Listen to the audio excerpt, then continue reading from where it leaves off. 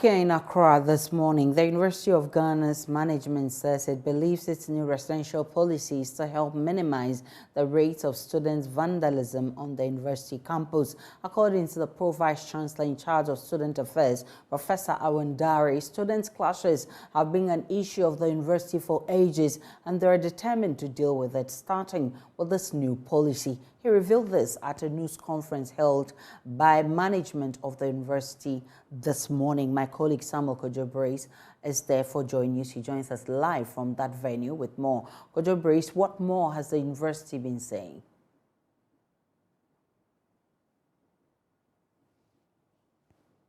So they have been explaining that if you look at the policy where someone will come into the hall for the first year, would then go out and come in again, that created some atmosphere for students to have an easy way to mobilize themselves and to engage in some untoward activities. And the university feels that as of now, if it's able to disperse the student, it will be difficult for them to come together and to engage in the sort of vandalism that we've been seeing on the university campus over the years.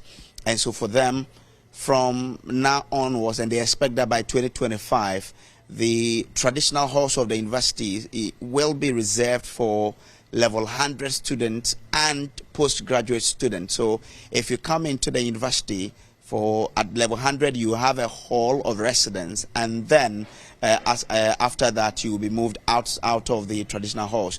They also explain that none of the legitimate members of the halls were not given places. They explained that for every member of the hall who was a legitimate resident of the hall, they've been reassigned to some other halls as we speak. So it wasn't the case that students were asked to go, out of the halls of residence without being catered for. So that's the sort of explanation they've been given. But we've been joined by the registrar, okay, so one of the members of the communication team of the university here. Ma'am, good morning. What's your name and what's your portfolio here? I am Abna Enimwayebwa Benin. I teach in the Department of Communication Studies, and I'm part of the communication team for the university. All right, great. So you've decided to take continuing students out of the halls as a way of minimizing the rate at which they clash. Question is, they still are around the university campus, and so they can still mobilize and do whatever they want. What is that thing that the university is doing to ensure that, aside just taking them out of the halls, you are able to then control how they cause vandalism on the campus? Okay, so the policy, the new residential policy, actually has two purposes. In the first instance is, as you say, to help reduce the clashes that increasingly were occurring between Commonwealth and Mensa Saba Hall, and that were also increasingly becoming a bit more violent than we think peace and security can afford on the university campus. But the second leg of it is to try and make a bit more room for our level 100 students that we admit every year.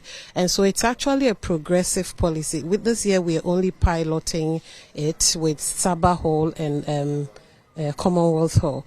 Progressively up till 2025, the plan is to make all the traditional halls, Mensa Saba, Legon Hall, Ekwafu Hall, Commonwealth Hall, Volta Hall, all these 5 traditional halls of the university would be reserved for only level 100 admissions, so that it helps us address that perennial problem we have every year.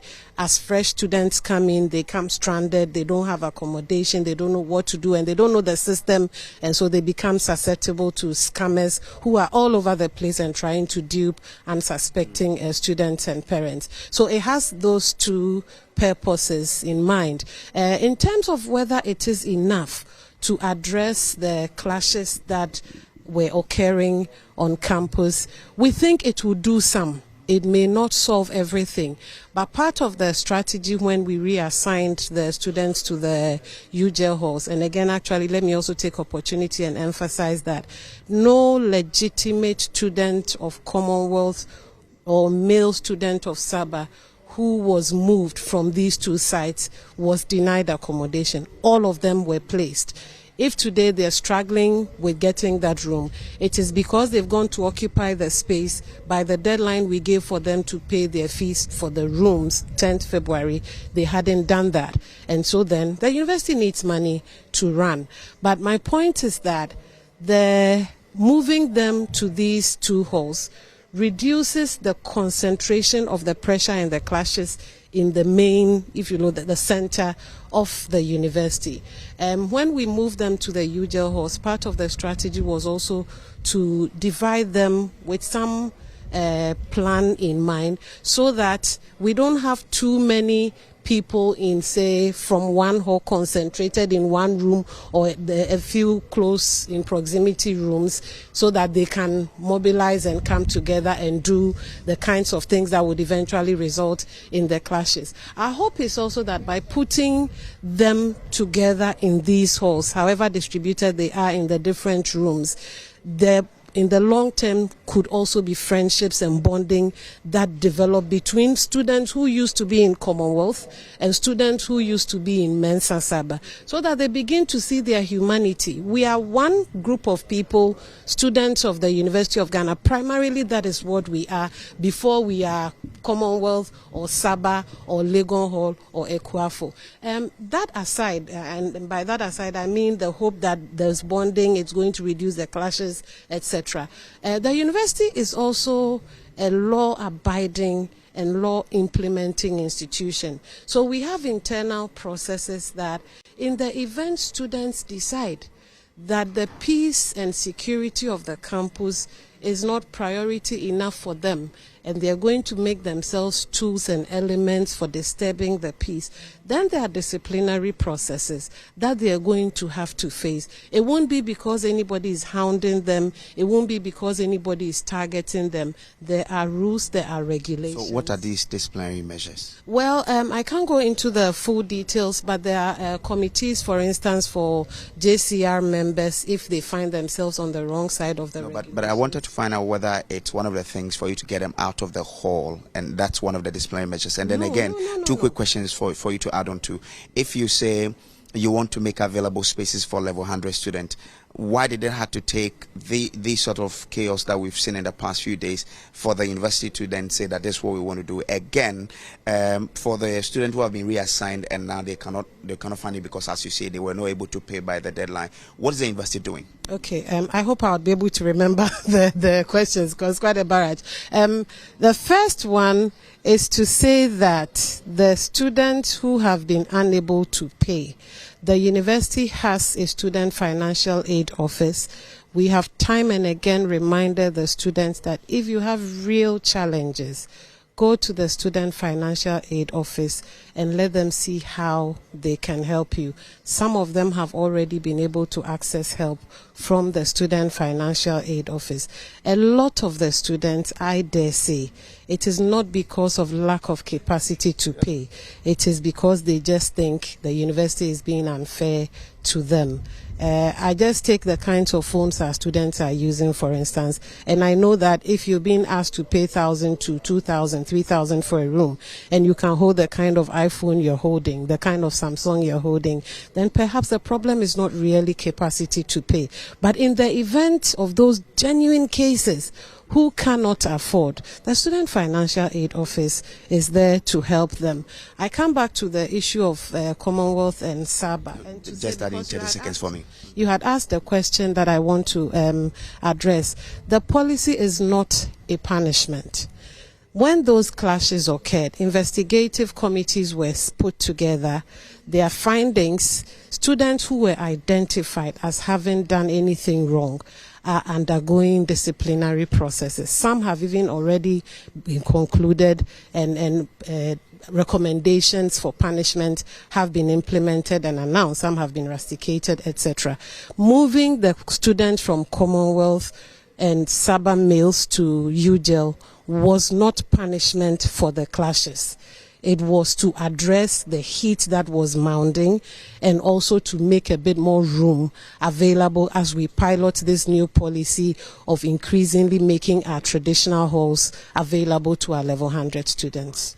Thank you very much. Aisha, before I hand it over to you, we have been told at this particular news conference that the 18 students who were picked up, alleged students, some of them have false identities, and the university is concluding that it's either two things. Either they gave fake names to the police, or they are not members of the university community in its entirety. So interesting how this thing is panning out. But we're still here. We'll ensure that our viewers are able to get all the details that they need to help in informing, how they discuss this issue going forward.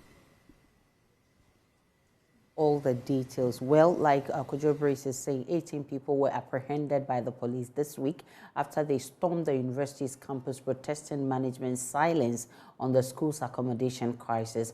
Vice Chancellor of the University of Ghana, Professor Nanaba Appiah-Amfo, in a yet-to-be-aired interview on PM Personality Profile, indicated the university recognizes the difficulty with accommodation and is working round the clock to resolve the matter. As a university, we need to prioritize our most vulnerable students, and these are our freshers. The university has grown in student numbers over the years. Definitely. And it's just a peculiar situation with our campuses here that we are largely residential.